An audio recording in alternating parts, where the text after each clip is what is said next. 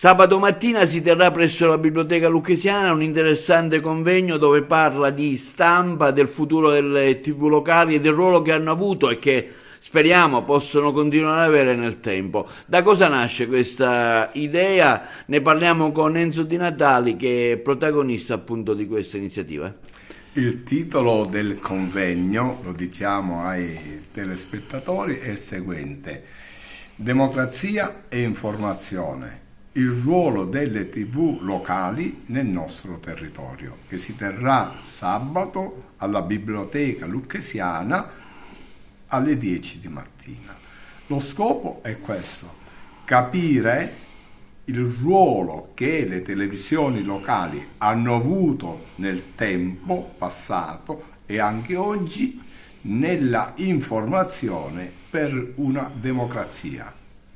Perché se l'informazione esatta, corretta, viene data a tutti, noi viviamo una democrazia piena. E le televisioni locali del nostro territorio penso che abbiano svolto questo prezioso servizio. Infatti, io ho definito le televisioni locali porte aperte, dove ognuno è venuto e ha espresso il proprio parere. È stato intervistato, ha partecipato ai dibattiti senza alcuna forma di preclusione.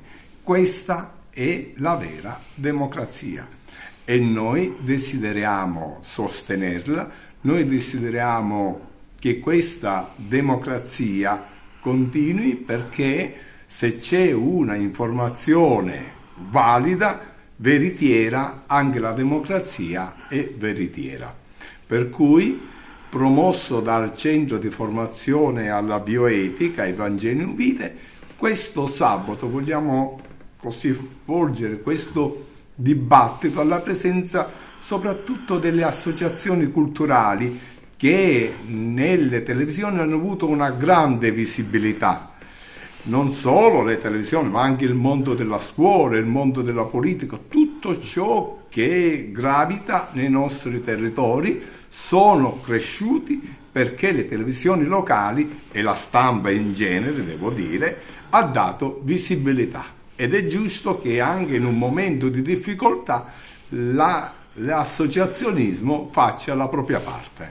Quindi chi vuole dire la sua può dirla. Sì, ci sono degli interventi programmatici, ovviamente come si fa per qualsiasi iniziativa, ma abbiamo dato l'opportunità ai rappresentanti delle associazioni in modo particolare, ma alla società civile che vuole intervenire, di intervenire in un dibattito democratico per la crescita del territorio.